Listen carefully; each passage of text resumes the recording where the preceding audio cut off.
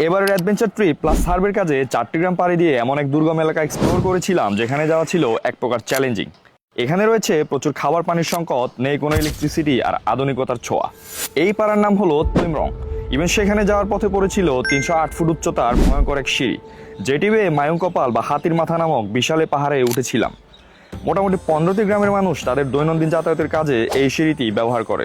আর সবচেয়ে মজার ব্যাপার হলো পুরো ট্রিপ জুড়ে ট্যুর গাইড হিসাবে ছিল একটি কুকুর, সাথে ছিল চার্লস ফিউশন IP68 রেটিং প্রাপ্ত স্মার্ট ওয়াচটি স্টেপ প্লাস হার্ট মনিটরিং এর কাজে। যাত্রা শুরু হয় সকাল 10টার দিকে আমাদের স্পেশাল ট্যুর গাইডের সাথে পরিচয় হওয়ার মাধ্যমে। আর তখন আকাশ ছিল মেঘাচ্ছন্ন, মনে হয় এখনই বৃষ্টি পড়বে। এরপর কিছু দূর যেতে সামনে পড়লো নদী। ভারী বৃষ্টির কারণে পাড়ের এক সাইড ভেঙে ভয়ঙ্কর রূপ নিয়েছে। মোটামুটি 5 মিনিট জার্নির পর আমরা এখন আছি চেঙ্গি নদীর পাড়ে। আর চেঙ্গি নদীর পাড়ে কিন্তু দুইটা পাড়া, একটা হলো পল্টনজয় পাড়া, আরেক পাশে হলো জামতলি। নৌকা দিয়ে ঘাট পার হতে শুরু হয় আমাদের দ্বিতীয় যাত্রা। গ্রামের ইটের রাস্তা বাঁশের সেতু পার হয়ে যাচ্ছিলাম, দেখলাম গ্রামের মানুষদের ধানের জমি কাটার ধুম পড়েছে। এরপর একে একে পল্টনজয় পাড়া, লার্মাপাড়া পেরিয়ে শুরু হয় পাহাড় ট্রেকিং এর পর্ব। চারদিকে গাছপালা, মাঝখানে সরু পথ ধরে হাঁপিয়ে হাঁপিয়ে যাচ্ছিলাম। ঠিক তখনই দেখলাম এক কাকু কাঁধে বাজার নিয়ে হেঁটে যাচ্ছিল। তার পরিশ্রম দেখে আমরা হাঁটার সাহস পেলাম। আর কিছু দূর যেতে একটা কুয়োর সন্ধান পায়। মূলত কয়েকটা গ্রামের মানুষ এই ছোট্ট কুয়োগুলোর উপর নির্ভরশীল। দুর্গম পাহাড়ের প্রধান সমস্যা হলো খাবার পানি। গরমকালে এই সংকট আরও বেশি তীব্র হয়। এরপর আমরা পৌঁছাই কাপতলা নামক গ্রামে, যেখানকার ম্যাক্সিমাম ঘরগুলো ছিল মাটি আর ছনের ছাউনি দিয়ে তৈরি। আর এখানকার মানুষগুলোর আয়ের প্রধান উৎসই হলো কৃষিকাজ আর পশুপালন। তো মায়ুংকপাল বা স্বর্গের সিঁড়ির পাশের যে পাড়াটা, এটির নাম হলো কাপতলা। আর এখানে টোটাল ফ্যামিলি বসবাস করে 65। ইভেন এই কাপতলায় রয়েছে ছোট্ট একটি বেসরকারি প্রাথমিক বিদ্যালয়, যেটি এতই ছিন্ন ছিন্ন যেটা বলার বাহিরে।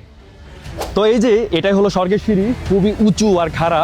যারা হচ্ছে উঁচু জায়গায় উঠতে ভয় পান তারা টোটালি অ্যাভয়েড করবেন। আর এটা সমুদ্রপৃষ্ঠ থেকে অলমোস্ট 1208 ফিট কিন্তু উচ্চতায়।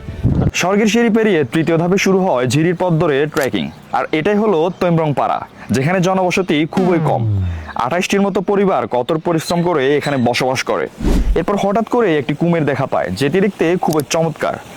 তা দেখে রিফ্রেশিং হওয়ার জন্য কিছুক্ষণ সাঁতার কাটলাম মন ভরে। সাথে চার্জের স্মার্ট ওয়াচটির ওয়াটারপ্রুফ টেস্ট করছিলাম, যেটিতে আছে অ্যামোলেড 1.93 ইঞ্চির 60 হার্জ ডিসপ্লে আর সলিড বিল কোয়ালিটি। যারা নিতে চান এখনই অর্ডার করে ফেলুন, পেজ মেনশন করা আছে। গোসলের পরে উঠতে দেখি পায়ের অবস্থা খারাপ, মানে পাথরে পা লেগে পা কেটে গিয়েছে আর প্রচুর ব্লিডিং হচ্ছে।